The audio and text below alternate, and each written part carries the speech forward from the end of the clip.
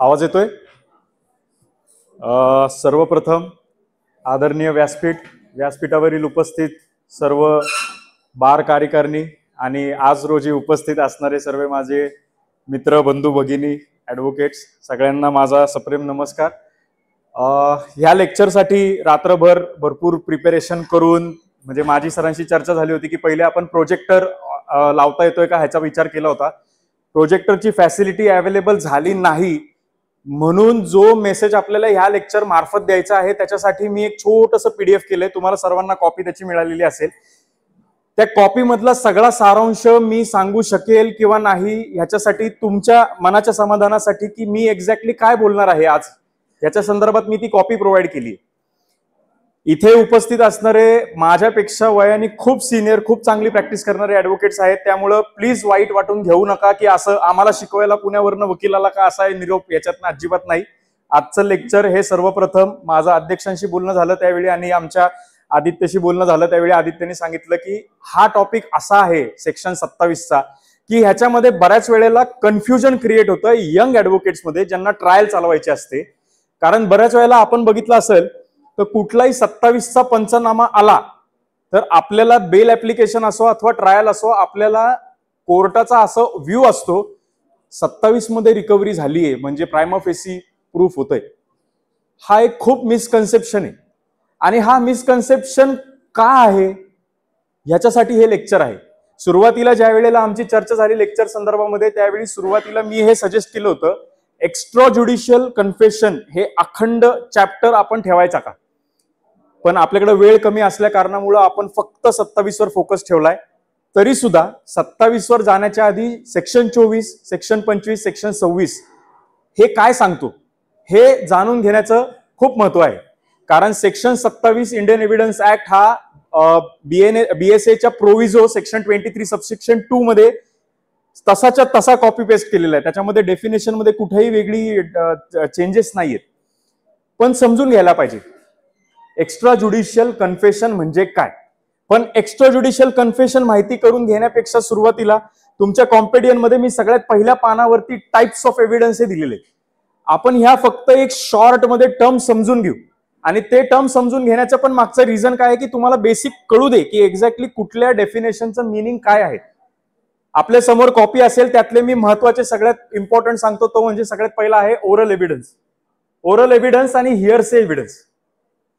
Oral evidence म्हणजे काय, एखादी व्यक्ती एखादा विटनेस बॉक्समध्ये आला जी घटना त्यांनी जशाच्या तशाच कोर्टाला सांगितली हा ओरल एव्हिडन्स. पण हा ऍक्सेप्ट होऊ शकतो का? होऊ शकतो, पण ऑर्डिनरी कोर्समध्ये होऊ शकतो. प्रिपॉन्डरन्स ऑफ प्रोबॅबिलिटी जर का अक्यूज कडून येत असेल की जे वक्तव्य समोर आणलेलं आहे त्या वक्तव्याच्या पलीकडे एखादी स्टोरी आहे तर मग ओरल एव्हिडन्स क्रॉस एक्झामिनेशनच्या भागातनं ऍडमिशन मध्ये येऊ शकतो.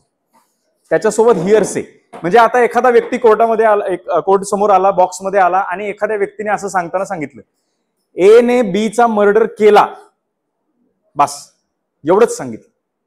हा ओरल एव्हिडन्स आहे. मी बघितला, कुणीतरी सांगितला हा विषय नाही. ओरल एव्हिडन्स तसंच्या तसं डिपोज करणं, ए ने बीचा मर्डर केला ओरल एव्हिडन्स आहे. मी कोर्टासमोर सांगितले, मला सी ने सांगितलं ए ने बीचा मर्डर केला, तू बघितला का? नाही. मग हा झाला हिअरसे एव्हिडन्स.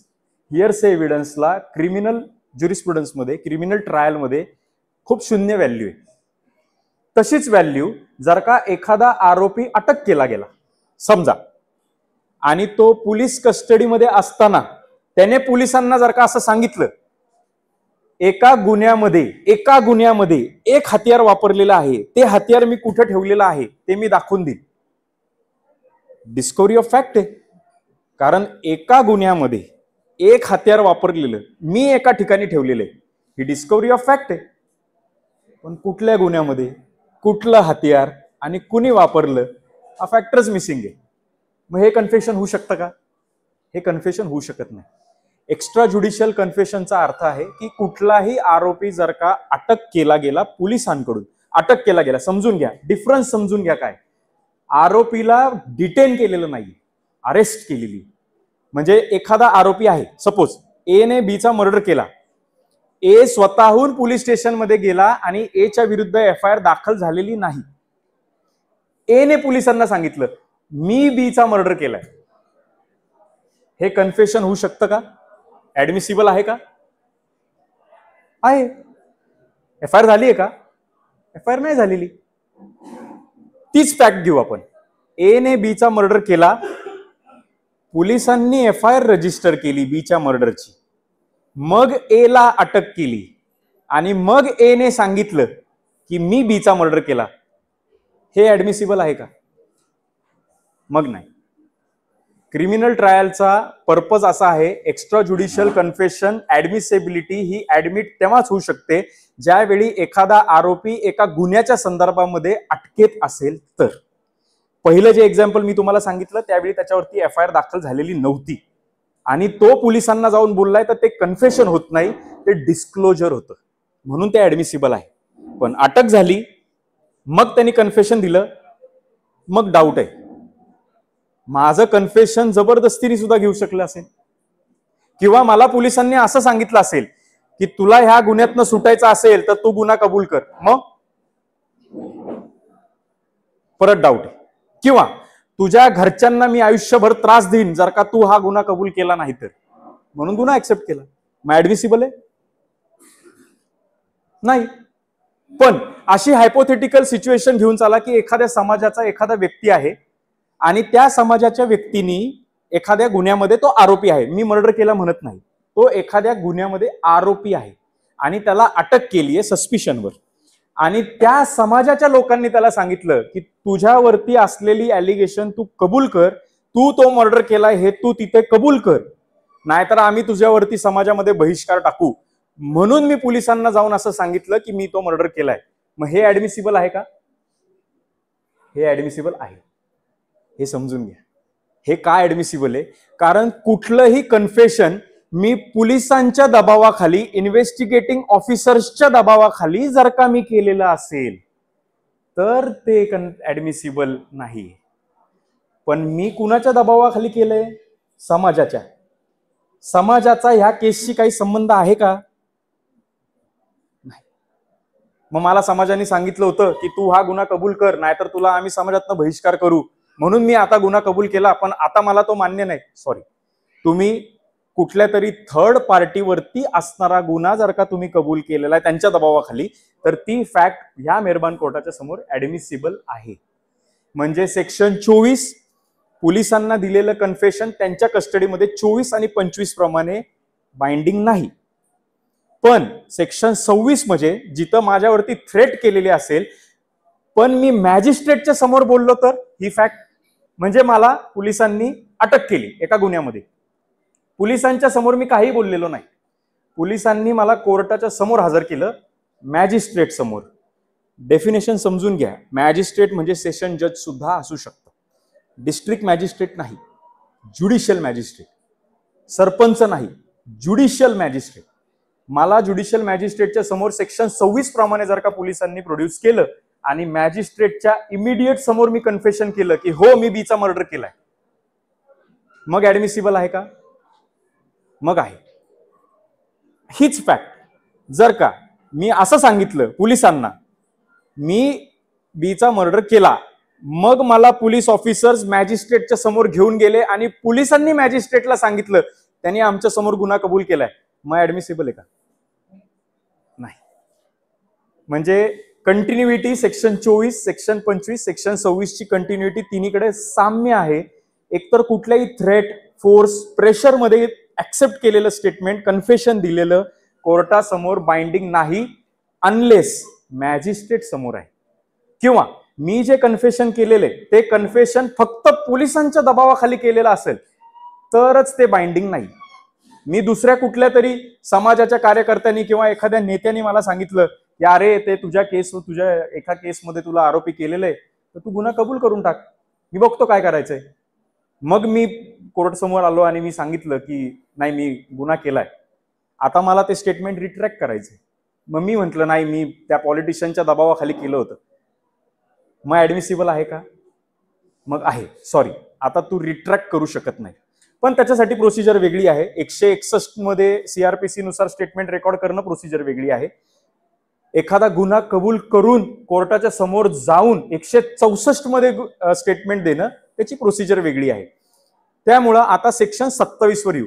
सेक्शन 27 ची डेफिनेशन तुमच्या समोर मी एक कॉम्पेडियम दिलंय, त्याच्यामध्ये पेज नंबर 3 काढावं. एक डेफिनेशन क्विकली वाचून दाखवतो. Provided that when any fact is depose to as discovered in consequence of information received from a person accused of any offence in the custody of a police officer, so much of information whether it amounts to a confession or not as relates distinctly to the fact thereby discovered may be proved. त्याच्याच खाली मी bifurcation दिलंय तुमच्या understanding साठी, आणि ते 5 factor महत्वाचे. Section 27 मध्ये एखादं स्टेटमेंट ऍडमिसिबल करून घ्यायचं असेल आणि ते सेक्शन 27च ऍडमिसिबल आहे, तर हे 5 फॅक्टर आहेत तुमच्या समोर. सगळ्यात पहिलं आहे डिपोजिशन. या डिपोजिशनचं एक एक्झाम्पल घेऊ आपण. हे 5ही जे कंडिशन आहेत हे एका एक्झाम्पल मार्फत समजून घेऊ. एखाद्या आरोपीला ए ने बी चा मर्डर केला चाकू वापरून, जो चाकू त्यांनी त्याच्या गावाला जाऊन शेतात मध्ये लपवलेला आहे. हे इलस्ट्रेशन लक्षात ठेवा. ए ने बी चा मर्डर केला चाकूने, चाकू त्यांनी त्याच्या गावाच्या शेतामध्ये जाऊन लपवला आहे. इलस्ट्रेशन एवढीच केस आहे. फर्स्ट, ज्यावेळी तो पोलीस ऑफिसरच्या समोर जातो आणि त्याला जर का त्याचं डिपोजिशन द्यायचंय, तर सगळ्यात महत्वाची गोष्ट काय असते, त्यांनी पोलीसवाल्याला डिपोजिशन देण्यासाठी त्याच्यामध्ये आणि पोलीस ऑफिसर मध्ये काय कॉन्व्हर्सेशन झालं. आता हे का महत्वाचं आहे? कदाचित पोलीसवाल्यांनी पोलीस स्टेशनला 27चा पंचनामा केला आणि त्याच्यावरती एक ओळ लिहिली की आरोपी हा कस्टडीमध्ये असताना त्याने स्वतः सांगितलं की गावाकडे त्यांनी कुठंतरी चाकू लपून ठेवलेला आहे, ते स्टेटमेंट आम्ही 27 प्रमाणे त्याचं निवेदन रेकॉर्ड केले. असं केलं तर नाही, हे ऍडमिसिबल नाही. पहिलं इन्व्हेस्टिगेटिंग ऑफिसरला त्याच्या रिपोर्टमध्ये, केस डायरीमध्ये ह्याचा खुलासा करायचा आहे की काय सर्कमस्टन्सेस असे घडले ज्या सर्कमस्टन्सेस मध्ये आरोपीनी स्वतःहून तुम्हाला येऊन सांगितलं की हो बाबा मला निवेदन द्यायचं आहे. त्याच्यात काय कॉन्व्हर्सेशन झाली, किती वाजता कॉन्व्हर्सेशन झाली, कोणत्या दिवशी झाली, काय काय सर्कमस्टन्सेस मध्ये त्यांनी कबूल केलं, हे लिहिणं गरजेचं आहे. आयोचं ते जर का वक्तव्य आणि केस डायरीमध्ये त्याचा उल्लेख नसेल तर सेक्शन 27 डाऊटफुल होतो. पहिलीच स्टेप जी आहे डिपोजिशनची ती डाऊटफुल होते. आता आयोनी कॉन्व्हर्सेशन रितसर लिहिलं असेल, सगळं बरोबर केलेलं आहे, मग हे डिपोजिशन म्हणजे काय? स्वतःहून आरोपीने सांगायचं आयोला, इन्व्हेस्टिगेटिंग ऑफिसरला, मी केलेल्या खुना संदर्भामध्ये मला गिल्ट आहे किंवा मला वाटतं की मी गुन्हा कबूल करावा म्हणून मला कन्फेशन द्यायचं आहे. लगेच इमिडिएटली दुसरी स्टेप आयोनी करायची, 2 पंच बोलवायचे. आता हे खूप मोठं एक कन्फ्युजन आहे. पंचनामा का? पंचनामा ह्याच्यासाठी करायचा कारण जो पोलिसांनी तपास केलेला आहे तो पोलिसांनी सगळी ड्यू प्रोसिजर वापरून केलेला आहे आणि 2 इंडिपेंडंट पंच आम्ही घेतलेले आहेत हे दाखवण्यासाठी पंचनामा. पंचनामा कसा रेकॉर्ड करायचा हे BNSS मध्ये कुठं नाही, CRPCत कुठं नाही, एव्हिडन्स ऍक्ट मध्ये नाही, भारतीय साक्ष अधिनियम मध्ये सुद्धा नाही. म्हणजे पोलिसांनी कोणती प्रोसिजर कशी फॉलो करायची ह्या संदर्भात कुठेही खुलासा नाही, पण पोलीस मॅन्युअल मध्ये आहे. आणि तो पंचनामा आम्ही करतोय. हा का करतोय तर आम्ही सगळं योग्य तपास केला, आम्ही कायदेशीर तपास केला, आरोपीला त्याचे अधिकार सांगून तपास केला, हे कोर्टाला दाखवण्यासाठी इंडिपेंडंट पंच पाहिजे. पंच म्हणजे कोण? समाजातील 2 प्रतिष्ठित व्यक्ती. बऱ्याच वेळेला आपल्या केसेसमध्ये आपण बघतो की पंच शक्यतो कोणीतरी रिक्षा चालक असतो. मग तो समाजातील प्रतिष्ठित व्यक्ती नाही का? तो आहे. प्रतिष्ठित व्यक्ती समाजातील ह्याचा अर्थ पंचाचा की त्याचा पोलिसांशी कोणत्याही रित्या कसल्याही प्रकारचा संबंध नाही, त्याच्या स्वतःवरती सुद्धा कोणत्याही प्रकारचे कोणतेही गुन्हे दाखल नाहीत आणि त्याची समाजामध्ये एक चांगला माणूस म्हणून ओळख आहे. बास. मग तो रिक्षा चालक असो किंवा तो साफसफाईचा कर्मचारी असो, डिग्निटी माणसाची, पंचाची फक्त आणि फक्त तो पोलिसांशी कसा कनेक्टेड आहे आणि तो कुठं आरोपी आहे का आणि त्याचा त्या केसशी संबंध आहे का, या 3 फॅक्टरवरच ठरतो. मग आता हे दोन इंडिपेंडंट पंच आणायचं काम कुणाचं? पोलीस डिपार्टमेंटचं, इन्व्हेस्टिगेटिंग ऑफिसरचं नाही. इन्व्हेस्टिगेटिंग ऑफिसर सुद्धा कॉल करू शकतो, पण पोलीस डिपार्टमेंटचं. आता हे दोन पंच आले, दोन पंच समोर बसले. आता हे पंच कुठं बसले? कस्टडीमध्ये. म्हणजे हे कस्टडी कुठे आहे? पोलीस स्टेशनला. पण जर का मला तपासाच्या दरम्यान मला इन्व्हेस्टिगेटिंग ऑफिसरने असं सांगितलं की आपण घटनास्थळावरती जाऊ आणि घटनास्थळावरती आपण बघू काय सापडतंय का, आणि घटनास्थळावरती जाऊन जर का आरोपीने निवेदन केलं की मला आता माझा गुन्हा कबूल करायचा आहे, मग सगळ्यात पहिलं इन्व्हेस्टिगेटिंग ऑफिसरला हे जे कॉन्व्हर्सेशन झालं की आम्ही घटनास्थळावरती घेऊन गेलो, घटनास्थळावरती गेल्याच्या नंतर त्यांनी माझ्याकडे येऊन सांगितलं की आता मला माझा गुन्हा कबूल करायचा आहे, पहिलं हे केस डायरीमध्ये यायला पाहिजे. आणि मग ते केस डायरीमध्ये नमूद केल्याच्या नंतर तो जर का व्यक्ती घटनास्थळावरती बोललाय मला निवेदन करायचंय, तर घटनास्थळावर तो त्याचा पंचनामा सुरुवात होणार. मग परत पोलीस स्टेशनला येऊन नाही होणार. समजून घ्या, हे सुरुवातीचं कॉन्व्हर्सेशन जे आहे आरोपीमध्ये आणि पोलीसमध्ये, हे कॉन्व्हर्सेशन खूप महत्वाचं आहे. कारण उलट तपासाच्या दरम्यान जर का इन्व्हेस्टिगेटिंग ऑफिसरने असं सांगितलं की ह्यांनी आम्ही स्पॉटला गेल्याच्या नंतर सांगितलं की मला निवेदन द्यायचंय, म्हणून मी ह्याला गाडीत बसून पोलीस स्टेशनला घेऊन गेलो आणि पोलीस स्टेशनला पंचनामा केला, उडलं. Doubt is created. कारण जर का त्यांनी इच्छा व्यक्त केली, घटनास्थळावर होती, तर तुम्ही त्याला गाडीत बसून परत पोलीस स्टेशनला का घेऊन आले? Doubt, authenticity. समजून घ्या. मग त्यावेळेला दोन पंच हवेच आहेत का? एखाद्या ग्रामीण भागातली आपण केस घेऊ. आमच्याकडे एक मॅटर होतं. ग्रामीण भागामध्ये ज्या ठिकाणी नदी वाहते त्या नदीच्या ठिकाणी दोन लोकांमध्ये, दोघंही पिलेले होते, त्याच्यामध्ये भांडणं झाली. एकाने दुसऱ्याच्या डोक्यामध्ये दगड घातला. आता तो घाबरला. त्यांनी त्या दुसऱ्या माणसाला स्वतःच्या गाडीमध्ये बसवलं आणि तो लांब डोंगरामध्ये गेला आणि लांब डोंगरामध्ये त्यांनी तिथं जाऊन त्याला गाडलं. तिथून रस्त्यातनं येताना पोलीस पाटलाला त्याच्या अंगावरती रक्त दिसलं, म्हणून पोलीस पाटलांनी त्याला थांबवलं. पोलीस पाटलाला त्याला थांबवता येतं का? तर हो. अशी कुठेही प्रोसिजर नाहीये की मला फक्त पोलीस ऑफिसरनेच थांबवायला पाहिजे. मला साधा कॉमन मॅन सुद्धा थांबवू शकतो. त्याची प्रोसिजर CRPC मध्ये आहे. मला त्या माणसाने थांबवलं. मला प्रश्न विचारला की तुमच्या शरीरावरती हे रक्त लागलेले, तुम्ही माझ्यासोबत पोलीस स्टेशनला चला. म्हणून तिथे एका लोकल पोलीस चौकीमध्ये मला तिथं घेऊन गेली. पोलीस चौकीमध्ये नेलं. पोलीस चौकीमध्ये एकच कॉन्स्टेबल होता. त्याला विचारलं काय झालंय. त्यावेळी त्यांनी सांगितलं की मी माझ्या मित्राचा खून केला आणि मी बॉडी डोंगरामध्ये टाकली. FIR होऊ शकते का? होऊ शकते, कारण ते कन्फेशन नाहीये, तो कस्टडीत नाहीये, ती फर्स्ट इन्फॉर्मेशन.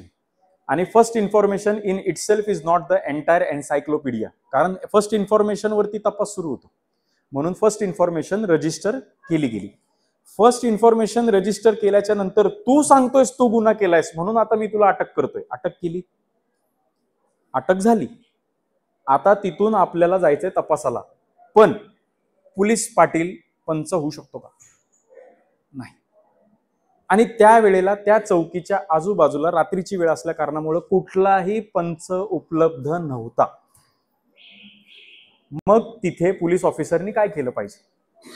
पोलीस ऑफिसरनी काय प्रोसिजर झाली आणि मग त्याचं स्टेटमेंट कन्फेशन रेकॉर्ड करण्यासाठी रिझन काय घडलं, आणि मग मी घटनास्थळावरती जाऊन खरंच बघितलं ते आहे का, ही डिस्कव्हरी ऑफ फॅक्ट करताना जर का त्यांनी रिझनेबल एक्सप्लेनेशन दिलं की मला त्या काळामध्ये त्या वेळेमध्ये दोन पंच इंडिपेंडंट उपलब्ध होऊ शकत नव्हते, म्हणून मी माझी प्रोसिजर पूर्ण केली, तर हे ऍडमिसिबल आहे का? हो आहे. कारण पंचनामा करायलाच पाहिजे, बरोबर, पण पंचांसमक्षच केला पाहिजे हे कंपल्शन नाहीये. जर का पोलीस ऑफिसरनी हे एक्सप्लेनेशन दिलं की मला दोन पंच उपलब्ध होऊ शकत नव्हते, पण हीच जर का केस असेल की आपण एका शहरामध्ये आहेत, चांगलं शहर आहे किंवा गावठाण आहे, चांगली संख्या आहे, लोकसंख्या आहे, तिथे पोलिसांनी जर का पंच बोलवले नाहीत आणि स्वतःच रिपोर्ट केला, मग डाऊटफुल आहे का? मग डाऊटफुल आहे. हा फरक समजून घ्या. म्हणजे असं कायद्यात कुठेही लिहिलेलं नाहीये की आपल्याला दोनच पंच पाहिजे. अख्ख्या केसमध्ये जेवढे पंचनामे असतील त्या सगळ्यांमध्ये ते दोनच पंच असतील तरी प्रॉब्लेम नाही. त्यांचं वर्जन ट्रुथफुल वाटलं पाहिजे, ॲज इट इज. आणि पोलीस ऑफिसरनी सुद्धा ॲज इट इज सांगायला पाहिजे. आता आपल्या केसमध्ये परत एकदा येऊ. ए ने बीचा मर्डर केला, बी ने सांगितलं की मी चाकूने खून केलाय आणि मी माझ्या गावाच्या शेतामध्ये जाऊन जमिनीमध्ये चाकू गाडलाय. आपण ह्या फॅक्ट्सवर आलो. ए ने पोलीस ऑफिसरला घटनास्थळावरती जाऊन सांगितलं मला निवेदन द्यायचंय, मी हा गुन्हा मान्य केलाय. आता पोलीस ऑफिसरची रिस्पॉन्सिबिलिटी आहे 2 पार्ट मध्ये स्टेटमेंट त्याचं रेकॉर्ड करायचं. पार्ट ए म्हणजे निवेदन आणि पार्ट बी म्हणजे प्रोसिजर. तुमच्या समोर एक चार्ट आहे 4 नंबरच्या पानावरती. तो चार्ट तुमच्या रेफरन्ससाठी आहे, तुम्ही नंतर तो सविस्तर वाचू शकता. त्याच्यामध्ये 2 गोष्टी आहेत की पंच उपस्थितच पाहिजे, कंपल्शन नाही. निवेदन असू दे किंवा प्रोसिजर असू दे. तेच 2 पंच जे निवेदनला घेतले तेच 2 पंच रिकव्हरीला पण आहेत, उत्तम गोष्ट आहे. पण 2 पंच निवेदनला आहेत पण रिकव्हरीला प्रोसिजरला जाताना 2 पंच वेगळे आहेत, तर ऍडमिसिबल आहे का? आहे. कारण 2 पंचांना निवेदन केल्याच्या नंतर घरातलं कुठलं तरी काम आलं असेल म्हणून ते आले नाहीत. पण हे त्यांच्या तोंडात नाही यायला पाहिजे की तुम्ही का नाही आले. आता मी निवेदन दिलं, आरोपीने ए ने निवेदन दिलं की मला गुन्हा कबूल करायचा आहे. स्पॉट पंचनाम्यावरती मी सांगितलं निवेदन द्यायची इच्छा. इन्व्हेस्टिगेटिंग ऑफिसरनी 2 पंच बोलवले. पंचांच्या समक्ष आरोपी जी स्टोरी सांगतोय ती तशीच्या तशीच लिहून घ्यायला पाहिजे टाइम सोबत. आणि निवेदनच्या रिपोर्टमध्ये निवेदन जिथून सुरू होतं त्याच्यावरती आयोनी नोट बनवायची आहे, मला स्पॉट पंचनाम्यावरती या दिनांकाला इतके वाजता आल्याच्या नंतर आरोपीने स्व इच्छेने स्व कष्टाचे काही त्याच्यामध्ये स्व इच्छेने मला सांगितलं की मला निवेदन द्यायचं आहे, म्हणून मी 2 पंच बोलवले. मी 2 पंचांना बोलवलं, पंच आले, त्यांचे आयडेंटिटी कार्ड चेक केले, ते पंच जेन्युइन आहेत. त्यांना विचारलं तुमच्यावर गुन्हे आहेत का, त्यांनी नाही सांगितलं. शहानिशा करून आम्ही निवेदन रेकॉर्ड करायला सुरुवात केली. आता निवेदन खालील प्रमाणे आरोपी असं सांगतो की त्याच्या भाषेमध्ये मी ए आहे, मी इथं राहतो, माझा बीशी वाद झाला, मी एक मोठा सुरा विकत घेतला होता, त्या सुऱ्याने मी त्याचा खून केला, मी ते हत्यार खून केल्याच्या नंतर माझ्च्या गावाकडे जाऊन शेतामध्ये लपवलेलं आहे, ते हत्यार काढून मी देतो, माझ्यासोबत चला. पूर्ण स्टेटमेंट आलं. एच्या ह्या निवेदनावरनं निवेदन क्लोज झालं. दोन्ही पंचांच्या सह्या आल्या, आयोची सही आली, आरोपींनी ज्यांनी निवेदन दिले त्याची सही आली. ती सही इम्पॉर्टंट आहे कारण त्यांनी निवेदन दिले, ती सही आली. आता पार्ट ए क्लोज झाला. आता त्या पार्ट ए वरनं पार्ट बी, चल आम्हाला आता दाखव कुठे येते, कुठं लपवलेस. मग आम्ही ह्या स्पॉट पंचनाम्यावरनं ह्या गाडीमध्ये, त्या गाडीचं मीटर रिडिंग हे असं XYZ आहे, सरकारी गाडी आहे, प्रायव्हेट गाडी आहे, त्याचे डिटेल आहे, त्याचा ओनर हा, ओनरची परवानगी घेतली. मी 2 पंच, आमच्यासोबत एक ड्रायव्हर, आरोपी, अजून कुणी असेल तर तो व्यक्ती, आम्ही सगळे मिळून आरोपी सांगेल त्या दिशेने त्याच्या गावाकडच्या शेतापाशी गेलो. गावाकडच्या शेतापाशी पोहोचल्याच्या नंतर गाडी बाहेर लावली, 100 मीटरवरती चालत गेलो. चालत गेल्याच्या नंतर आरोपीने दिशा दाखवल्याप्रमाणे जिथं त्यांनी सुरा लपवला आहे ती जमीन आम्ही खोदली, तिथून आम्हाला सुरा सापडला. आरोपीच्या सांगितल्याप्रमाणे डिपोजिशन प्रमाणे डिस्कव्हरी झाली आहे. तुमचा पार्ट नंबर 2, डिस्पोजिशन नुसार डिस्कव्हरी झाली आणि हत्यार आम्ही जप्त केलं. आता एक ट्विस्ट आहे, आपण निवेदन एकदम छान पद्धतीमध्ये वाचलं. एने काय सांगितलं, मी बी सोबत भांडणं झाली, मी चाकू विकत घेतला, माझी भांडणं झाली म्हणून मी चाकूनी त्याला खून केला आणि मग मी तो चाकू घेऊन गेलो आणि तो तिथं माझ्या गावाच्या शेताच्या जमिनीमध्ये काढला. ह्या सगळ्या निवेदनपैकी हत्यार सापडलं, पण ह्यातली ऍडमिसिबल फॅक्ट कोणती आहे? हत्यार सापडलं. बस बस. मी बीचा खून केलाय ते तुम्ही सिद्ध करा. जो चाकू सापडलाय त्या चाकूनीच खून झालाय का ते तुम्ही सिद्ध करा. तो चाकू मीच लपवलाय का ते तुम्ही सिद्ध करा. 27चा पार्ट बी हे सांगतो की ए ने जे पार्ट 1 मध्ये डिपोजिशन केलेलं आहे त्या डिपोजिशन मध्ये असणारं कन्फेशन वगळता फक्त डिस्कव्हरी ऑफ फॅक्ट और डिस्कव्हरी ऑफ आर्टिकल तेवढंच कोरोबोरेट करायचं. बस. तुम्ही हे प्रिझ्युम करू शकत नाही, इन्व्हेस्टिगेटिंग ऑफिसर असो अथवा प्रॉसिक्युशन असो, तुम्ही हे प्रिझ्युम करू शकत नाही की तो खून ए ने केलाय. तो सर्कमस्टेन्शियल एव्हिडन्सचा भाग आहे. आणि सर्कमस्टेन्शियल एव्हिडन्स म्हणजे काय, तर मार्क ट्वेनच्या लँग्वेजमध्ये एक कुठलाही शब्द घ्या आणि त्या शब्दाला तोडामध्ये एखादा शब्द घ्या, बंदूक, ब दू क हा सेपरेट भाग केला तर अर्थ होतो का? काही नाही होत. वेगळे वेगळे शब्द आहेत, पण ते शब्द एकत्र केल्याच्या नंतर एक कुठला तरी कॉन्क्लुझिव्ह शब्द बनतो. ती चेन मॅच करणारे ज्या कड्या आहेत त्याला सर्कमस्टन्स म्हणतात. आणि कुठल्याही क्षणाला ती मधली कडी जर का तुटली तर सर्कमस्टेन्शियल एव्हिडन्स सिद्ध होऊ शकत नाही. आता सर्कमस्टेन्शियल एव्हिडन्स का महत्वाचा आहे? कारण 27चा ऍडमिसेबिलिटी फक्त रिकव्हरी ऑफ फॅक्ट पुरतं आहे. मग सगळं बर्डन असतं प्रॉसिक्युशनवर की तुम्ही आता चेन मॅच करा. हत्यार तुम्हाला सापडलं, मॅच करा. असं का? असं असेल तर की ए ने बी चा खून केलाय स्क्रू ड्रायव्हरने. पोलिसांना काही सापडला नाही का बाबा स्क्रू ड्रायव्हर, पण आता आपल्याला केस तर सॉल्व्ह करायची, म्हणून पोलिसांनी ही स्टोरी केली की एक चाकू ह्यांनी विकत घेतला, तो त्याच्या गावामध्ये जाऊन त्यांनी लपवला आणि तो चाकू हा काढून देतो, म्हणूनच एनेच बी चा खून केलाय चाकूनी, अशी पोलिसांनी स्टोरी केली. तर खून चाकूनी झालाय का ऍक्च्युली? स्क्रू ड्रायव्हरनी झालाय. सापडलाय का स्क्रू ड्रायव्हर? नाही. मग आरोपी उद्या बॉक्समध्ये आला आणि म्हणला मी पोलिसांना सांगितलंच नव्हतं, हे स्टेटमेंट माझं नाही. कशावरून?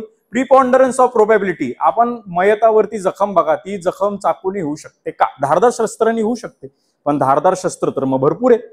टोचा पण असू शकतो, पेन पण असू शकतो. कशाने? मग क्वेश्चन आहे ह्याच्यासाठी, जर का आयो बॉक्समध्ये आले किंवा प्रॉसिक्युशनने अशी वर्जन घेतलं, तो म्हणतोय त्यांनी स्क्रू ड्रायव्हरनी मारलं, तर त्यांनी सिद्ध करून द्यायला पाहिजे. असं चालेल का? नाही. कारण article 20 subsection 3, any person accused of an offence is not suppose to incriminate himself. म्हणजे मीच पोलिसांना यायचं आणि मीच पोलिसांना सांगायचं की मीच खून केलेला आहे, मग तुमच्या इन्व्हेस्टिगेशनची गरज कशाला? आता चाकू सापडला, पुढचं पोलिसांचं काम काय? त्या चाकूवरती ब्लड स्टेन्स आहेत का? फर्स्ट. त्या चाकूनीच खून झालाय का? सेकंड. आणि तो चाकू लपवला हा एनीच आहे का? तिसरं. हा सर्कमस्टेन्शियल एव्हिडन्सचा भाग आहे. 27चं पर्पज एवढंच आहे की मी एखादी गोष्ट सांगितली आणि मी त्या गोष्टीला सांगितल्याप्रमाणे ती गोष्ट डिस्कव्हर झाली, बस. माझं कन्फेशन तिथून वगळून टाकायचं. आता त्याच्यामध्ये तिसरी गोष्ट आहे, हा जो आरोपी आहे हा पोलीस कस्टडीत पाहिजे. जसं मी मगाशी सुरुवातीला सांगताना सांगितलं, ए ने बी चा मर्डर केला पण FIR झालेली नाही आणि मला ए ला अटक पण झालेली नाही, आणि मग तो जर का पोलीस स्टेशन समोर गेला आणि त्यांनी पोलिसांना सांगितलं मी बी ला मर्डर केलेलं आहे आणि सूर्याने केलेला आहे आणि तो गावाला लपवलाय, हे त्यांनी सांगितलं, पोलीस ऑफिसर्सने माझं निवेदन घेतलं नाही, मला अटक केली नाही, मी सांगितलेल्या स्टोरीप्रमाणे काही केलेलं नाही, डायरेक्ट स्पॉटवरती गेले आणि हत्यार जप्त करून आले. एकदा पोलिसांना ऑलरेडी गोष्ट जर का कळली की हत्यार कुठं आहे, तर 27चा पंचनामा बनवताच येत नाही. कारण 27चा पंचनाम्याचा पर्पज फक्त डिस्कव्हरी ऑफ फॅक्ट पुरतोय, आणि जर का ती नॉलेजमध्ये तुमच्या आधीच असेल तर त्याला डिस्कव्हरी कसं म्हणता येईल? ही तर तुमच्या नॉलेजमध्येच होती. म्हणजे मी कस्टडीत होतो का? पहिलीच गोष्ट, मी कस्टडीत नाही. बरं चला हेच हायपोथेटिकेशन घेऊ की मी कस्टडीमध्ये आहे आणि मी कस्टडीमध्ये माझा निवेदन पंचनामा किंवा माझ्याकडून काही रिकव्हर व्हायच्या आधीच पोलिसांना चाकू सापडलाय, मग पोलीस माझं स्टेटमेंट घेऊ शकतात का निवेदनचं? नाही. कंडिशन काय आहे? एखादी फॅक्ट डिस्कव्हर करायची आहे आणि त्याच्यासाठी मी कस्टडीत आहे आणि मी निवेदन दिलंय. बरं मला निवेदनच द्यायचं नाही पण तुम्ही प्रोसिजर फॉलो करा रिकव्हरीला, मग 27चा पंचनामा होऊ शकेल का? नाही. 27च्या पंचनाम्याच्या दोन कंडिशन महत्वाच्या आहेत. Part A, confession should be voluntary आणि मी कस्टडीत पाहिजे आणि डिपोजिशन ऍज इट इज पाहिजे. पार्ट बी, एज मध्ये जे काही डिपोजिशन दिलंय त्या प्रोसिजरवर त्या ठिकाणी जाऊन ती फॅक्ट आपल्याला डिस्कव्हर करायची आहे, बस. बाकी मी काय कन्फेशन देतो ते इनव्हॅलिड आहे, ते एक्स्ट्रा ज्युडिशियल कन्फेशन कोर्टाच्या समोर ऍडमिसिबल नाही. म्हणून तुम्ही जर का सेक्शन 24, 25, 26 हा एंटायरिटी मध्ये वाचाल तर सेक्शन 27 हा कंटिन्युइटी मध्ये आहे. सेक्शन 23 सबसेक्शन 2 ची प्रोव्हिजो भारतीय साक्ष अधिनियमची सुद्धा कंटिन्युइटी मध्ये आहे, त्याच्यासाठीच त्याला वेगळं सेक्शन दिलेलं नाही. दोन्हीमध्ये कुठलीही फरक नाहीये. इंडियन एव्हिडन्स ऍक्ट, BSA दोन्हीही ऍप्लिकेबल सेम आहेत, कंडिशन सुद्धा सेम आहेत. आता त्यातली चौथी कंडिशन, जे हत्यार सापडलं, चाकू सापडला, तो ऍडमिसिबल आहे का? ऍडमिसिबल आहे. कन्फेशन ऍडमिसिबल नाही, डिस्कव्हरी ऑफ फॅक्ट ऍडमिसिबल आहे. आता हे ऍडमिसिबल काय, अशी केस झाली, मी कन्फेशन दिलं, निवेदन रेकॉर्ड केलं, ए ने बीचा मर्डर केला, मी जिथं चाकू लपवलाय तिथं मी तुम्हाला नेतो, आपण तिथं गेल्याच्या नंतर तिथं चाकू नाही सापडला, पण तिथं बंदूक सापडली. ती बंदूक ऍडमिसिबल होऊ शकते का गुन्ह्यामध्ये? नाही. तुम्ही जप्त करा, त्याला आर्टिकल नंबर द्या, काही प्रॉब्लेम नाही. मी बंदुकीने मारलंय का? नाही. डिस्कव्हरी ऑफ फॅक्ट तर आहे, पण सर्कमस्टन्सच नाहीये ना तो. आता मी सांगितलं की शेतामध्ये मी चाकू लपवलाय, मी तिथं दाखवतो, तिथं गेले पोलीसवाले आणि तिथे त्यांना जर का चाकूच सापडला नाही, मग ऍडमिसिबल आहे का? म्हणजे 27चा पंचनामा फेल झाला. 27च्या पंचनाम्यासाठी ट्विन कंडिशन आहे, ते म्हणजे deposition and discovery of a fact based upon deposition. बास. हे सोडून ते शोधणं अलाउड नाही. म्हणजे असं नाही होऊ शकत की मी जर का सांगितलं की माझी गावाकडे जमीन आहे आणि त्या जमिनीमध्ये मी चाकू लपवलाय, पोलीस माझ्यासोबत त्या ठिकाणी आले, पोलिसांनी खात्री केली जमीन तुझीच आहे का? हो, जमीन तुझीच आहे. जमीन ऍडमिसिबल आहे का? ते तर प्रिझम्पशन आहे. जमिनीने खून झालाय का? चाकूनी झालाय. चाकू सापडला का? नाही. 27चा पंचनामा निवेदनासकट उडला.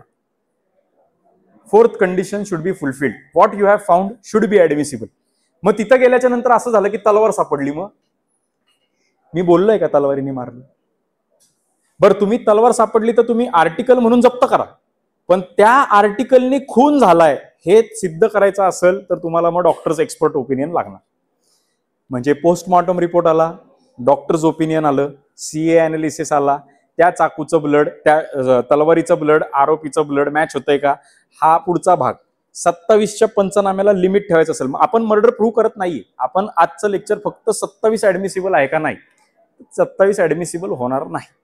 27 उडला.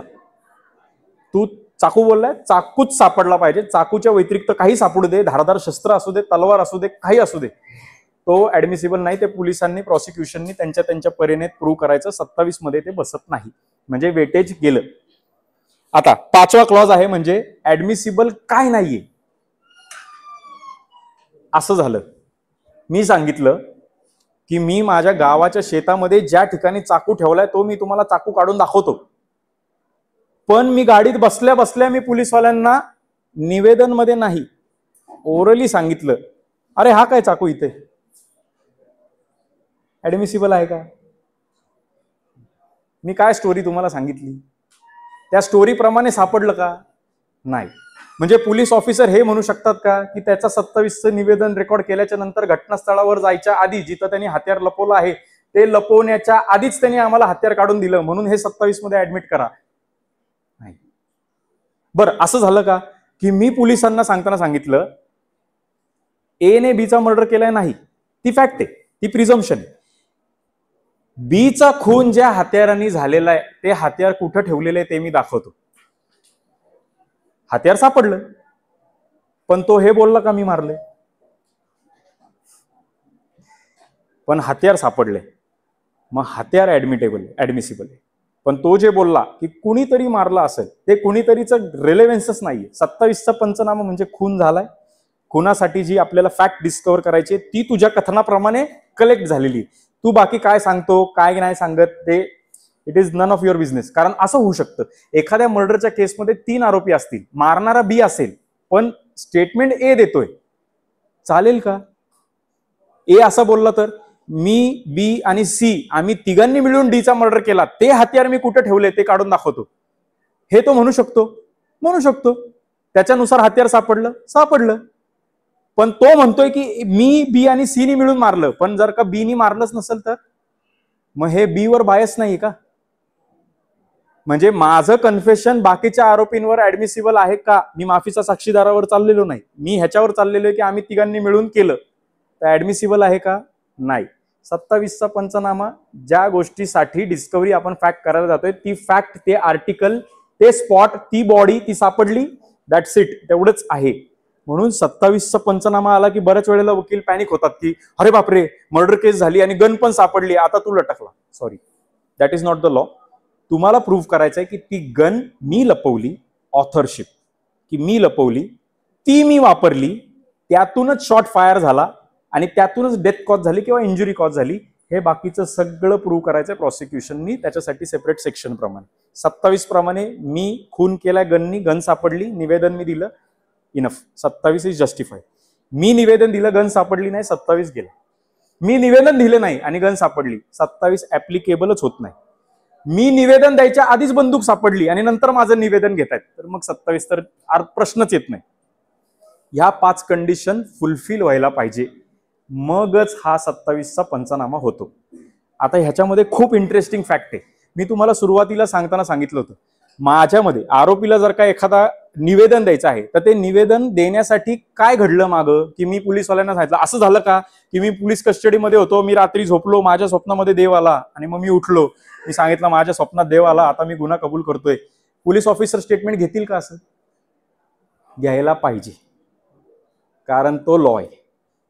त्याच्या मनात काय आलं तर तो त्याचं बघून घेईल. माझ्याकडे तो आला, त्यांनी झोपेतनं उठला, मला सांगितलं मला गिल्ट वाटते, माझ्या स्वप्नात देव आला, मला गुन्हा कबूल करायचा आहे, मी त्याच्या सांगण्याप्रमाणे कथनाप्रमाणे 2 पंच बोलून घेतले, त्यांच्या समोर तुझं जे काय बाबा निवेदन आहे ते दे. पार्ट ए कम्प्लीट आहे. फक्त ते काहीतरी सस्पिशियस स्टोरी वाटते म्हणून मी घेणार नाही, हे जर का आयोचं एक्सप्लेनेशन असेल तर 27चा पंचनामा फेल झालेला आहे. स्टेटमेंट ऍज इट इज पाहिजे. काय घडलं? आयो कॉन्कॉक स्टोरी करू शकत नाही. बर, आता असं झालं, मला अटक केली, समजा 1 जानेवारी 2025 ला मला अटक केली आणि 1 जानेवारी 2025 ला 6 वाजता मी पोलिसांच्या कस्टडीमध्ये आहे आणि 6:20 15 किलोमीटर वरती मी सांगितल्याप्रमाणे माझं निवेदन पण घेतलं आणि 15 किलोमीटर वरती हत्यार पण सापडलं. टेक्निकली तर ऍडमिसिबल आहे, कारण लॉ काय सांगतो, part A part B fulfil व्हायला पाहिजे. पण सर्कमस्टन्सेस मॅच होत आहेत का? माझी अटकच जर का सकाळी 6 वाजता करतोय तर 6:20 हत्यार कसं सापडलं 15 किलोमीटर लांब? म्हणजे फक्त 27चा पंचनाम्याची प्रोसिजर इम्पॉर्टंट नाहीये, तर त्याच्या अवतीभोवती असणारे सर्कमस्टन्सेस सुद्धा महत्वाचे आहेत. आणि तो तुमचा भाग होतो क्रॉस एक्झामिनेशनचा. आणि तो क्रॉस एक्झामिनेशनचा भाग का महत्वाचा आहे? कारण एका केसमध्ये सुप्रीम कोर्टाने असं ऑब्झर्वेशन घेतलेलं आहे, 12 मार्च 2018 ला दुपारी 4:30 जर का आरोपी अटक झालाय तर 7 किलोमीटर लांब 4:45 त्याचं निवेदन पण होतं घटनास्थळावर. त्या निवेदनाप्रमाणे 2 पंच पण येतात, त्या पंचांसमक्ष हत्यार पण सापडतं, त्या हत्यार त्याच्याशी कनेक्टेड आहे हे पण होतं, तो मर्डर पण प्रूव्ह झाला, सर्कमस्टन्स पण मॅच झाले. पण ही फॅक्ट कोर्टाला पटत नाहीये की जर का 15 मिनिटांमध्ये तुम्ही 7 किलोमीटर जाऊन पंचांसकट निवेदन हँड रिटन बनवून रिकव्हरी करून जमीन खोदून हत्यार पण कलेक्ट केलं, हे डाऊटफुल आहे. म्हणजे 27 कॉन्क्लुझिव्ह एव्हिडन्स नाही. Extra judicial confession is not a conclusive proof. तुम्हाला 27 सोबत तुमची उरलेली बॅकग्राऊंड असणारी केस सुद्धा प्रूव्ह करायची आहे. म्हणून ज्यावेळी तुमच्या समोर येईल एखादी चार्जशीट, एक खूप चार्जशीटचा एक एक्झाम्पल म्हणून मी तुमच्या समोर आणलेली आहे. हे एक मॅटर जे ऍक्विटल मध्ये झालं. ही FIR जी दाखल झालेली आहे, ही FIR ची कॉपी सर तुम्ही बघू शकता. ह्या FIR मध्ये 6:50 पोलीसवाल्यांना इन्फॉर्मेशन प्राप्त झालेली आहे. तारीख बघावी साहेब वरती. 28 जानेवारी 2021 ला संध्याकाळी 6:50 पोलीस स्टेशनला प्रथम खबर प्राप्त झाली. तारीख लक्षात घ्या, 28 जानेवारी 2021 ला संध्याकाळी 6:50 पोलिसांना इन्फॉर्मेशन प्राप्त झाली. आता आपण निवेदन पंचनाम्यावरती येऊ.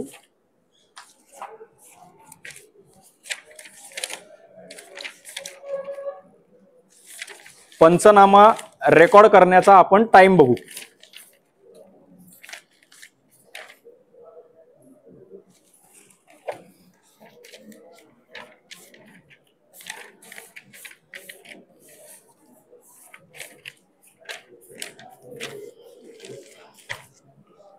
सर पंचनामा रेकॉर्ड करण्याचा टाइम फक्त सांगा. 28 जानेवारी 2021 ला पंचनामा रेकॉर्ड करायची सुरुवात केली आहे 6:40. इन्फॉर्मेशन प्राप्त झाली आहे पोलीस स्टेशनला की एखादा गुन्हा घडतोय 6:50. बरं, जो आयो 6:50 ही इन्फॉर्मेशन देतोय आणि FIR घेतोय, तो 6:40 ऑलरेडी स्पॉटवर आहे, पंचनामा करतोय. कसं? आणि निवेदन घेतले. Preponderance of probability, all human possibility मध्ये अशी एखादी फॅक्ट असेल जी ह्युमनली पॉसिबल आहे, तीच फॅक्ट ऍडमिसिबल आहे. पोलीस ऑफिसर चार्जशीट दाखल केल्याच्या नंतर कोर्टाच्या समोर ही स्टोरी घेऊ शकत नाही. 6:40 नाही, सॉरी, ते 7:40 होतं. तुमची अपॉर्च्युनिटी चार्जशीट दाखल करताना सीज झाली आणि ट्रायल चालू व्हायच्या आधी तुमच्याकडे ते करेक्ट करण्याची संधी होती, तुम्ही ती केलेली नाही. बरं, त्याच्यावरती जर का एखाद्या पोलीस ऑफिसरनी कोर्टात चार्जशीट दाखल करताना ओव्हर रायटिंग केली, तर ते ओव्हर रायटिंग का केली त्याचा केस डायरीला अहवाल पाहिजे आणि त्याच्यावरती वरिष्ठांची सिग्नेचर पाहिजे की मी वरिष्ठांना ही इन्फॉर्मेशन दिली की माझ्याकडून चुकून 6:40 झाले, ते 7:40 आहे. तर वरिष्ठांनी त्याच्यावरती साईन करायची आहे केस डायरीमध्ये एंट्री करून. आता एक कन्फ्युजन आहे, 172 प्रमाणे आपण केस डायरी ऍज ऍडव्होकेट बघू शकत नाही, पण आपण जर का हे ऑब्जेक्शन रेज केलं तर जजला ती ऑथॉरिटी आहे केस डायरी मागून घेण्याची की तुम्ही केलंय का. त्यामुळे हे टाइम फार महत्वाचे आहेत. आता 27च्या पंचनाम्यामध्ये मी मगाशी सांगितलं, आरोपी जसं निवेदन करेल तसंच्या तसं लिहून घ्यावं लागेल, बरोबर. आता एक मजा आहे याच्यामध्ये, एका आरोपीचं स्टेटमेंट रेकॉर्ड करताना अशा पद्धती केलेले आहे. हे स्टेटमेंट मी वाचून दाखवतो. 27चा ऍडमिसिबल आहे का नाही तुम्ही मला सांगा. मी व साथीदार नामे श्रीकांत वगैरे वगैरे पुणे येथे गणेश रोड येथील व आरोपी क्रमांक डॅश हुस्नेया कॉम्प्लेक्स औरंगाबाद याचे त्याच्यासोबत त्याने बनावट नोटा लपवलेल्या मी तुम्हाला काढून देतो, ते मी कुठे ठेवलेल्या आहेत, ते त्याने लपवलेल्या मी कुठे ठेवलेल्या आहेत त्या मी काढून देतो. त्याने म्हणजे कुणी, म्हणजे पोलीस ऑफिसर सांगतोय का की तुझं स्टेटमेंट तू कुठं लपवल्यात, म्हणजे आरोपीने कुठं लपवल्यात त्या तो काढून देतोय अशी स्टोरी आहे का आरोपी सांगतोय की दुसऱ्या आरोपीने कुठं लपवल्यात त्या मी काढून देतोय अशी स्टोरी आहे? कशी आहे? हे ऍडमिसिबल आहे का? नाही. 27ची टेस्ट खूप लिमिटेड आहे आणि 27च्या टेस्टमध्ये युजली 90% केसेसमध्ये परफेक्ट 27चा पंचनामा नसतो आणि हा खूप मोठा ड्रॉबॅक आहे प्रॉसिक्युशन कडून. आपण सर आहात, सॉरी टू से, पण आज रोजी मी जे काय केस लॉ आणलेत ते ऍक्विटलचेच आणलेत. त्यामुळं थोडक्यात असा इन्फरन्स तुम्ही ड्रॉ करू शकता की जे ऍक्विटलचे केस लॉ आहेत त्याच्यासारखं करू नये, दुसरं आपण काय बोलू शकतो. पण एवढं एक आहे, 27चा पंचनाम्यामध्ये पंच पाहिजेच का? नाही. पण कुठल्या केसेसमध्ये जिथं पंच ऑर्डिनरी ह्युमनली प्रोबॅबल केसमध्ये अवेलेबल होऊ शकत नाहीत. आणि हे का गरजेचं आहे? कारण बऱ्याच वेळेला पोलीस ऑफिसर पंचनामा बरोबर करतात, पण पंच जर का कोर्टाच्या समोर येऊन होस्टाईल झाले तर मग त्या अख्ख्या प्रोसिजरला डाऊट नाही का येत? म्हणून कोर्टाने असं सांगितलेलं आहे की पंचनाम्यातले पंच हे कोर्टाच्या समोर होस्टाईल जरी झाले तरी पार्ट ए जरी होस्टाईल असला तरी पार्ट बी प्रमाणे पार्ट ए चं प्रिझम्पशन कोर्ट ड्रॉ करू शकतं इन्व्हेस्टिगेटिंग ऑफिसरच्या व्हर्जनवरनं. कारण इन्व्हेस्टिगेटिंग ऑफिसर तर होस्टाईल नाही झालेत आणि इन्व्हेस्टिगेटिंग ऑफिसर एका प्रकारचे विटनेस आहेत. म्हणून वेटेज कुणाला द्यायचं? तर वेटेज ह्या फॅक्टला द्यायचं की निवेदन जरी प्रूव्ह झालेलं नसेल पंचांकडून तरी त्या निवेदन पंचनाम्यामध्ये एक विटनेस हा इन्व्हेस्टिगेटिंग ऑफिसर सुद्धा आहे. त्यामुळं पंचनाम्यावरचा पंच हा कोर्टाच्या समोर दरवेळेला खरंच बोलेल असं नाही. पण कोर्टाने असं सुद्धा सांगितलंय की एखाद्या केसमध्ये 2 विटनेस असतील आणि एक विटनेस कोर्टाच्या समोर आला आणि त्यांनी तसंच्या तसं स्टेटमेंट केलं की निवेदन असंच्या असं झालं, मी सही केली, म्हणजे त्यांनी ऑथराईज केलं. एक पंच हो बोलला, मग दुसरा पंच घ्यायची गरज काय? ते पण इम्पॉर्टंट आहे. पण एक पंच जर का होस्टाईल झाला तर मग दुसरा प्रॉसिक्युशनने जर का वगळला मग प्रॉसिक्युशन डाऊटफुल होतं. तुम्ही प्रिझ्युम नाही करू शकत तो होस्टाईल होणार आहे, तो होऊ दे ना होस्टाईल. What stops you? तुम्ही त्याच्यावर विश्वास ठेवून समाजातील प्रतिष्ठित व्यक्ती ज्याच्यावर कोणताही गुन्हा नाही, पोलिसांशी संबंध नाही, केसशी संबंध नाही, अशा व्यक्तीला तुम्ही शोधून पंचनाम्यासाठी घेऊन आलात. आणि आता त्याच्या बायकोचं बारसं, बायकोला मुलगा झाला, हे झालं, ही कारणं कोर्टासमोर ऍक्सेप्टेबल नाही. तुम्ही त्याला ड्रॉप का केलंय ह्याचा खुलासा आम्हाला इंटरेस्ट नाही. तो इथे पाहिजे. तो इथे आल्याच्या नंतर हॉस्टाईल झाला, होऊ दे. आयोने येऊन ते स्टेटमेंट तसंच्या तसं द्यायचंय. पंचनाम्याचा पर्पज फक्त जे काही पोलीस ऑफिसर करतायत हे ऑथेंटिक आहे एवढं दाखवण्यासाठीच आहे. पंचनाम्यामध्ये जर का एखादा पंच, सगळा पंचनामा हा घडलाय घटनास्थळावर, पंच कोर्टामध्ये आले आणि बोलले सगळे पंचनामे आम्ही पोलीस स्टेशनलाच तयार केले, सिंपल स्टेटमेंट आहे ना. हॉस्टाईल झाला, लॉ त्यांनी म्हणजे टेक्निकली अख्खी प्रोसिजर त्यांनी डाऊटफुल केली. पण आयोने जर का हे प्रूव्ह केलं की पंच खोटं बोलतोय आणि ती गोष्ट कोरोबोरेट करण्यासाठी त्याच्याकडे जर का अदर एव्हिडन्स असेल, supporting evidence, corroborative piece of evidence, circumstantial evidence, तर ते जास्त वेटेज आहे आणि ते ग्राह्य धरलं जाईल आणि पंचनाम्यांचं वर्जन प्रॉसिक्युशनला फॅटल होणार नाही. हे समजून घ्या. पोलिसांनी त्यांची प्रोसिजर रितसर फॉलो केली आहे हे दाखवण्यासाठी त्यांना इंडिपेंडंट 2 पंच पाहिजेत. पण ते 2 पंच कोर्टाच्या समोर येऊन खरंच बोलतील हे रेलेव्हेंट नाही. इन्व्हेस्टिगेटिंग ऑफिसरने त्याचं काम योग्य पद्धतीत केलंय. कारण कोर्टाला पंचांपासनं माहिती काय काढायची आहे, असा कोणता पंचनामा झाला होता आणि त्याच्यासाठी तुम्ही होतात. मग तुम्ही घटनास्थळावर होतात का तुम्ही पोलीस चौकीमध्ये होतात ते आपण नंतर बाकीच्या एव्हिडन्सने बघू, पण तुम्ही होतात म्हणजे पोलिसांनी त्यांचं काम केलं ना. 27चा पंचनामा याच्यासाठी महत्वाचा आहे. आता आपण एक क्विकली केस लॉस तुम्हाला शॉर्ट मध्ये दाखवतो. केस स्टडी 5 नंबरच्या पानापासून एक 6 केसेस आहेत. शॉर्ट मध्ये त्या केसेसमध्ये काय प्रूव्ह झालंय ते शॉर्ट मध्ये सांगतो. ऑलरेडी तो रिटर्न डाऊन आहे, तुम्ही वाचू पण शकता. पहिली केस आहे रमणन वर्सेस स्टेट. या केसमध्ये एका माणसाचं एका महिलेसोबत अफेअर होतं, पण तो लग्न झालेला होता, तिचं पण लग्न झालेलं होतं. त्याला त्याच्या बायकोपासून 4 मुली आणि 1 मुलगा होता. मुलगा त्याच दिवशी रात्री घटनेच्या दिवशी एका पोलीस कॉन्स्टेबल सोबत दुसऱ्या गावामध्ये गेला होता. 10 वर्षाचा मुलगा होता. त्याला संधी मिळाली कशाची, तर त्याला त्या परस्त्रीसोबत जिच्यासोबत त्याचा अफेअर होतं तिच्यासोबत लग्न करायचं होतं. म्हणून त्यांनी असा विचार केला की मी माझ्या बायकोला आणि 4 मुलींना मारून टाकतो. पण फॅक्ट्स अशा आहेत की ही जी FIR केली आहे ही त्याच्या मेहुण्याने केली आहे.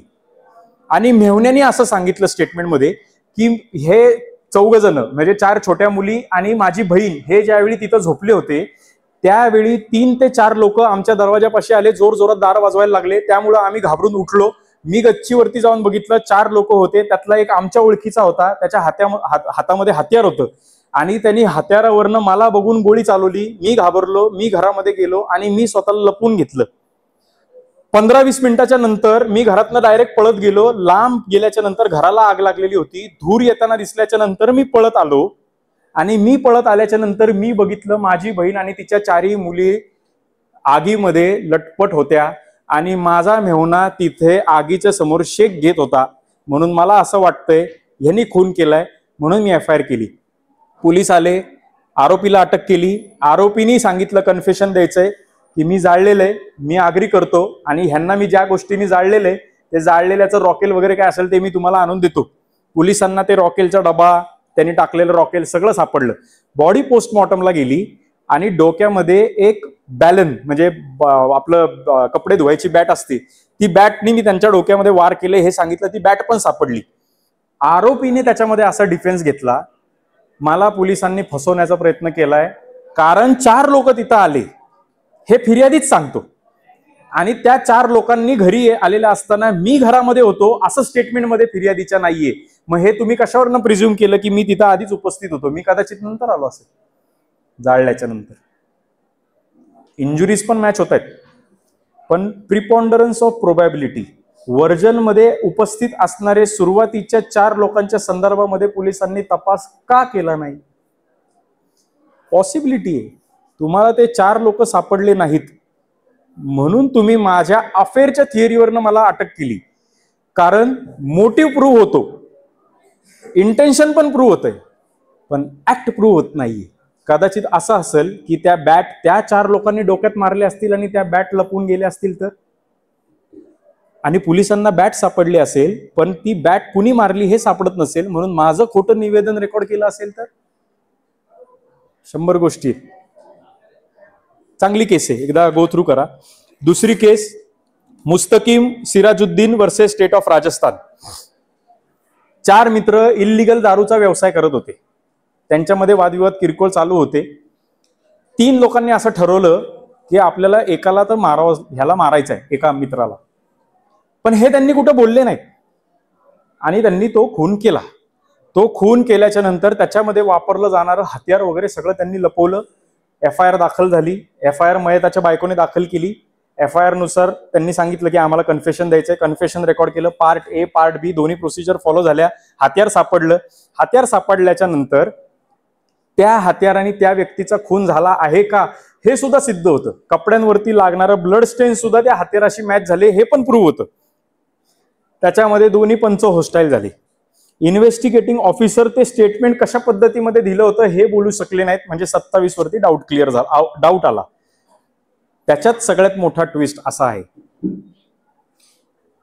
3 विटनेसेसने असं सांगितलंय की घटनेच्या 1 दिवस आधी ह्या 3 लोकांनी माझ्याजवळ येऊन सांगितलं होतं की आजची रात्र त्याला भेटण्याची ही शेवटची रात्र आहे असं मला सांगितलं, आणि ह्या बेसिसवरती सर्कमस्टन्शियल एव्हिडन्स म्हणून कन्व्हिक्शन दिलं. तर कोर्टाने सांगितलंय आजची रात्र त्याला भेटण्याची शेवटची रात्र अशी पण असू शकते की मी गाव बदलणार आहे, अशी पण असू शकते की मी आता व्यवसाय बंद करणार आहे, अशी पण असू शकते की आता मला त्या धंद्यात काम नाही करायचं. पण हे कशावरनं प्रिझ्युम केलं की माझी त्यांच्यासोबत भांडणं आहेत? भांडणं प्रूव्ह नाही झालेली. हत्यार सापडलं, कन्फेशन रेकॉर्ड झालं, कन्फेशन वरनं त्याच हत्याराने मारलं, ब्लड स्टेन पण रिकव्हर झाले, पण इंटेन्शन प्रूव्ह झालं, ऍक्ट तिथे दिसतोय, पण तो मी केला किंवा मला त्याला मारण्यामध्ये मोटिव्ह आहे का आणि त्याच्या मागचं माझं प्रिपेरेशन आहे का हे ऍबसेंट आहे. 27चा पंचनामा डाऊटफुल.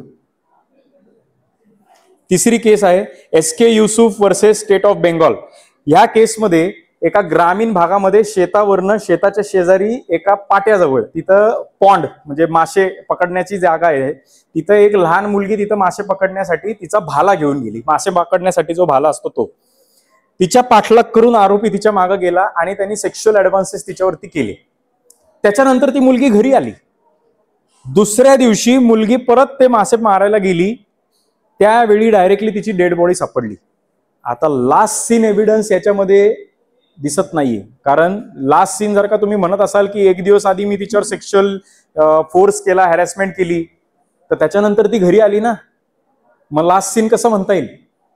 कारण घरी आली हे तुमच्या स्टेटमेंटमध्ये आहे, मग माझ्यासोबत लास्ट सीन नाहीये, पण तरी सस्पिशनवर मला पकडलं. मी सांगितलं भाला कुठं लपवला मी काढून देतो, मी भाला पण दिला, कन्फेशन पण झालं, पार्ट A पण झाला, पार्ट B पण झाला, सगळं ठीक आहे. मी सेक्शुअली हॅरॅस करत होतो ही फॅक्ट प्रूव्ह होत नाही, ही फक्त ओरल एव्हिडन्स आहे FIR मध्ये.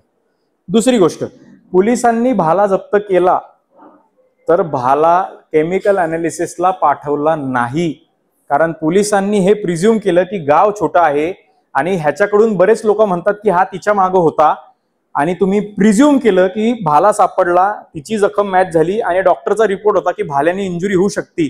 तुम्ही हे कन्क्लुजन कशावरनं ड्रॉ केलं की तो भाला मीच मारला असेल? ते कुठं सिद्ध झालंय? आणि जर का तुम्हाला कॉन्फिडन्स होता की त्या भाल्यानेच मी खून केलेला आहे, तर मग भाला केमिकल अनालिसिसला का नाही पाठवला? त्याच भाल्याने खून झालाय हे कुठं प्रूव्ह झाले? म्हणून सेक्शन 27 तिथपर्यंतच प्रूव्ह होतो की भाला सापडला, पण तो खून मी केलाय हे सिद्ध होत नाही.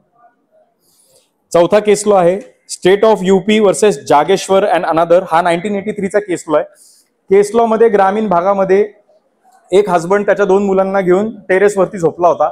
अचानक 14-15 लोक तिथं आले आणि त्यातल्या एका माणसाने गोळी मारली जोरात, डकैतीच्या इंटेन्शनने. नवरा घाबरला. नवरा घाबरलेला बघून नवऱ्याला आणि त्याच्या 2 लहान मुलांना गोळी मारली. त्या गोळीच्या आवाजाने त्याची बायको जी खोलीत झोपली होती ती उठली आणि तिच्यासोबत तिच्या अजून पण लेकरं होते, ते पण उठले घाबरून. आणि दरवाजा बंद करायच्या आधी ते 14-15 लोकांपैकी काही लोक घरामध्ये आले, त्या बाईचं सोनं चोरलं, तिला धक्काबुक्की केली आणि त्यांना ढकलून ते 14-15 लोक पळून गेले. ती बाई बाहेर आली, तिने डेड बॉडी बघितली, मग ती पोलीस स्टेशनला गेली आणि मग तिने ती FIR दाखल केली. 14-15 अज्ञात इस्मांविरुद्ध हा गुन्हा दाखल झाला मर्डरचा.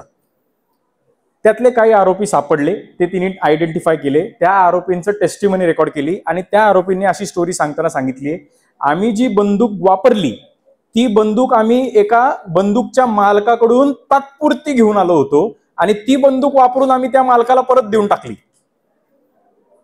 Discovery of fact. पोलीसवाले तिच्या कन्फेशनवरती त्या मूल मालकाकडे गेले आणि त्याच्याकडून ती बंदूक घेतली, ती बॉलिस्टिक रिपोर्टला पाठवली, बंदूक मॅच झाली, जिथं शेल पडले होते ते पण मॅच झाले आणि त्या बंदुकीतनं गोळी फायर झाली, ह्या पण मॅच झाल्या. प्रॉसिक्युशनने असं प्रिझ्युम केलं की आरोपींनी सांगितलंय कन्फेशन मध्ये की मी बंदूक तात्पुरतं घेऊन आलो, हे इनफ आहे. ट्रायलच्या दरम्यान बंदुकीच्या मूल मालकाचं स्टेटमेंट रेकॉर्ड केलं नाही किंवा त्याला एव्हिडन्सला बोलवलं नाही, हे दाखवण्यासाठी, ही स्टोरी कोरोबरेट करण्यासाठी की ही बंदूक मी त्यांना दिली होती. कारण आरोपी जर का म्हणतोय की मी बंदूक तात्पुरती घेऊन आलो होतो, तर 27च्या कंडिशन प्रमाणे आपल्याला कन्फेशन वगळायचंय. बंदूक वापरली ना, बंदूक सापडली, पण कन्फेशन डिस्कार्ड करायचंय. कन्फेशन प्रूव्ह करायचं होतं, तर मूल मालकाला तुम्ही का नाही बोलवलं बॉक्समध्ये हे सांगायला की हो माझ्याकडून हे तात्पुरतं घेऊन गेले होते. तुम्ही चेन ब्रेक केली सर्कमस्टन्सेसची. म्हणून 27चा पंचनामा लिमिटेड राहणार फक्त रिकव्हरीला, पण त्यांनी मर्डर केला हे साबित होत नाही. खूप किचकट वाटतं पण आहे इंटरेस्टिंग. 5वी केस आहे बाबू साबरगौडा रुद्रगौडार वर्सेस स्टेट ऑफ कर्नाटका. याच्यामध्ये एका माणसाने दुसऱ्या माणसाचा खून केला. खून केल्याच्या नंतर खूप दिवसांच्या नंतर FIR झाली. मर्डर झाला, सगळ्या गावाला माहिती खून झालाय, पोलिसांना माहिती खून झालाय, FIR का नाही केली? बरं, नंतर FIR केली, मग त्या FIR वरनं आरोपी अटक झाला, आरोपीचं निवेदन रेकॉर्ड केलं, आरोपीच्या निवेदनाप्रमाणे हत्यार पण सापडलं. हत्यार सापडलं पोलिसांनी, 27चा पंचनामा एकदम बरोबर केला, पण हत्यार मुद्देमाल कक्षामध्ये 12 दिवसांच्या नंतर का जमा केला? इमिडिएटली का जमा केला नाही? असं पण होऊ शकतं की कदाचित सुरुवातीला तुम्ही जे माझ्याकडून जप्त केलं तो हत्यार तो नव्हता, म्हणून तू 12 दिवस वाट बघितली खरं हत्यार सापडायला, मग खरं हत्यार सापडलं, मग तू जमा केलं. किंवा हत्यारच सापडलं नाही, हत्यार तुला दाखवता येत नव्हतं, म्हणून 12 दिवसांच्या नंतर तू दुसरं हत्यार घेतलं आणि ती जमा केलं. किंवा हत्यार तुझ्याकडे आधीच उपलब्ध होतं, मग माझं तू स्टेटमेंट रेकॉर्ड केलं आणि मग आता ते हत्यार जमा कसं करायचं म्हणून तू 12 दिवसाचा विचार करायला वेळ घालवला. 27 प्रूव्ह होत आहे ना, पण कुठपर्यंत? हत्यार आहे, मग हत्यार आहे मग जमा का नाही केलं योग्य त्या वेळेत? आणि 12 दिवसाचा डिले एक्सप्लेन नाही, म्हणून ऍक्विटल. एक 6वी केस आहे state of Maharashtra versus Manoj लाल्या वसंतराव, 2018चं केस आहे.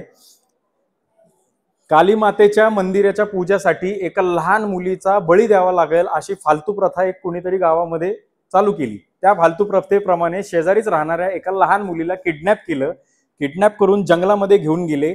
जंगलामध्ये घेऊन गेल्याच्या नंतर त्या मुलीचा गळा कापला, त्या मुलीला जमिनीमध्ये गाडलं आणि ती मिसिंग कंप्लेंट फाईल झाली.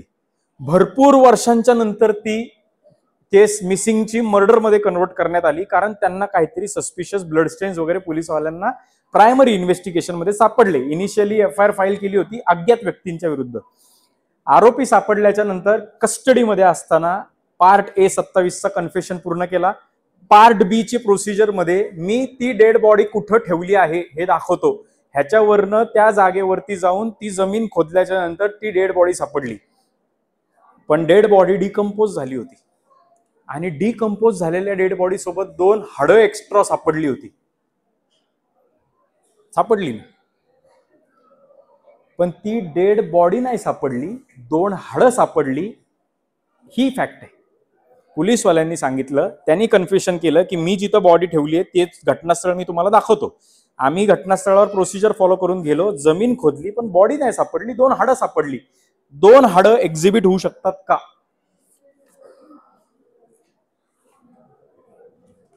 27चा पंचनामा फेल होतो, कारण मी बॉडी सांगितली, सापडली का? मी सुरुवातीला एक्झाम्पल दिलं, मी सांगितलं मी चाकूनी खून केलाय, तुम्हाला घटनास्थळावरती जाऊन न्यूक्लिअर बॉम्ब सापडला, माझी चूक नाही. You prove that case differently. आता ती 2 हाडं कुणाची आहेत? That you prove differently. ती हाडं त्याच व्यक्तीची आहेत का? हा सर्कमस्टन्शियल एव्हिडन्सचा भाग आहे. कदाचित त्या छोट्या मुलीचीच ती हाडं असतील. That you prove differently. पण ह्या केसमध्ये पोलिसवाल्यांनी असं सांगताना सांगितलंय, no question was put by the prosecution to show whether or not the bones belong to the person who was missing. Prosecution 27चा पंचनामा आपला टॉपिक आज इथं मी संपवतो. आय होप तुम्हाला सिंपल लँग्वेजमध्ये कळला असेल. आणि बारामतीमध्ये आल्यानंतर मला आदित्य शिंदे सर, जाधव सर, सगळ्यांनी मला, अमित सर, सगळ्यांनी माझा चांगला ऑफिसवर जाऊन सत्कार केला. खूप घरच्यासारखं वाटलं. आणि बार रूममध्ये सुद्धा तुम्हाला सगळ्यांना कॉपीज देण्याचा पर्पज तोच होतं की तुमच्या सगळ्यांना ते नॉलेज स्प्रेड व्हावं. अध्यक्ष आणि कार्यकारिणी मी सगळ्यांचे आभार मानतो की तुम्ही मला संधी दिली इथे येण्याची, आणि अपेक्षा करतो की लेक्चर आवडला असेल तर पुढे सुद्धा भविष्यात तुम्ही मला संधी द्याल. थँक्यू.